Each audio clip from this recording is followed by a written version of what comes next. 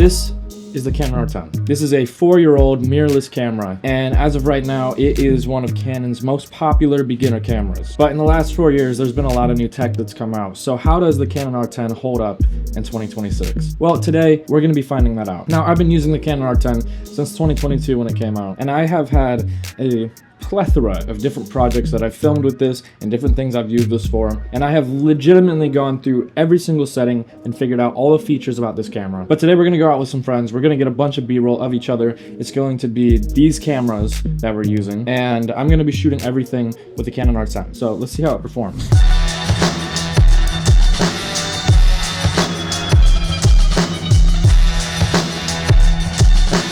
All right. This is the crew. This is the crew. We got Ryan, John. We're basically just gonna scour around Chicago and just try and get as much B-roll as possible. So we're using my Canon R10, and then what camera? Sony A7 III. Sony A7 III. No, Sony ZV-E10. Sony EVZ. I can't even say that fast. Sony EVZ10. ZVT. Yeah. So this is what we got.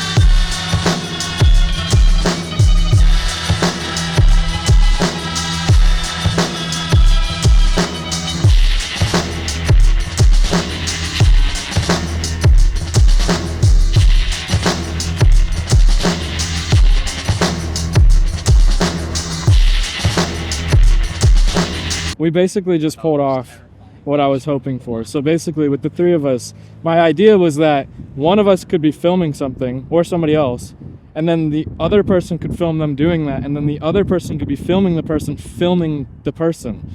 So it's like a triangle. It's a triangle of behind the scenes.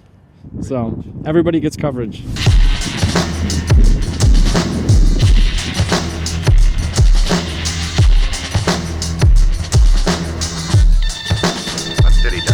I've come off it. No need to lock the grave. I don't lock the grave. May rest in peace. Everybody, stay in your seats and remain calm.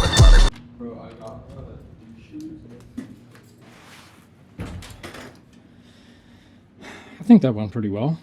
All right, now I got all the footage from them, and I'll need to dump all the footage and go give them back their SD cards. Oh, I have your SD card. thank you, sir. Thank you. I got your SD card. Oh, Thank you. Okay, we need to put all the footage on this, and then we'll get the camera back out. So it is the next day. Also, this is not the rig that I took out to go take all the B-roll. So we got back yesterday, had a really good shoot. All three of us got footage. My friends were using Sony's, and John just shot in a normal color profile. Ryan had a few clips at the end that he shot in log, so I was actually able to color grade some of that. And my footage was all in the HDR PQ standard color profile, so it was very matte. I actually had to do a lot of color correction, and this clip particularly, it's almost like log. It's very close to log. Obviously not quite. Log has a little bit more dynamic range, but because the Canon R10 does not have log, the HDR PQ is very good. I've really been growing accustomed to it recently, and look at this. This flexibility that I have is crazy. For not having log and having this instead, this is very, very good, and a very simple grade, like very simple. Basically, I fixed some exposure, I brought down some of the highlights, brought up some of the shadows. I cooled down some of the shadows, so a little bit more blue in the shadows. I got my skin tones exactly where I liked them, and I didn't blow out any colors. So even the yellow on the back of John's coat here. It's not blown out. I have it dialed in exactly how I like it. I'm very happy with how this whole shot turned out. And this was with my very affordable 24-105 variable f-stop lens. Really all it took to get this image was the Canon R10, the Canon RF 24-105 variable f-stop lens. That lens is like, you can get it used for probably like $300. And the only other thing you need is an ND filter. And the ND filter is like $30, 35 bucks. Just with those elements, you don't need all the extra stuff I was putting on it.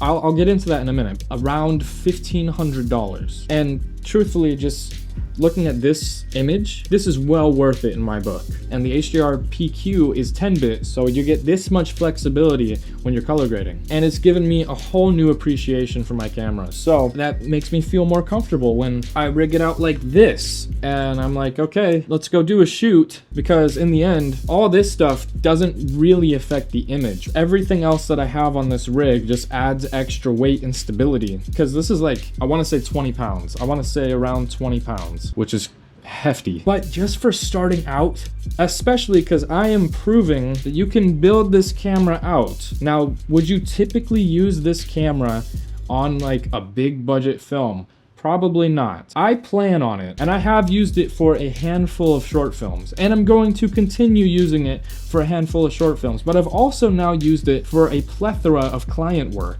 And guess what? I'm going to continue using it for client work. I'm going to become the most successful Canon R10 shooter until I can afford the Canon C50. But of course, this Canon C50 is not a beginner camera. That is a huge jump up. That camera body alone is worth more than this rig. It's close, but it is more expensive than this entire rig. But until then, I'm going with the Canon R10. Now, let's just think about all of the gear that is available in 2026. Now, Sony has a long line of affordable cameras that could shoot 4K in 10-bit with log, like the one that was used in the video. But you know, I'm okay. I'm doing all right now. I would love to have log so bad, but I think I have decided that once I get a new camera, it has to be a cinema camera, and I would really love it to be the C50. But you know, as far as my thoughts go about the Canon R10 in 2026, I think it's still worth it. It's not a crazy old camera, and it still has a lot of specs that will hold up today. And I think, you know, I always like my work to speak for itself. So just looking at some of the images, you can be the judge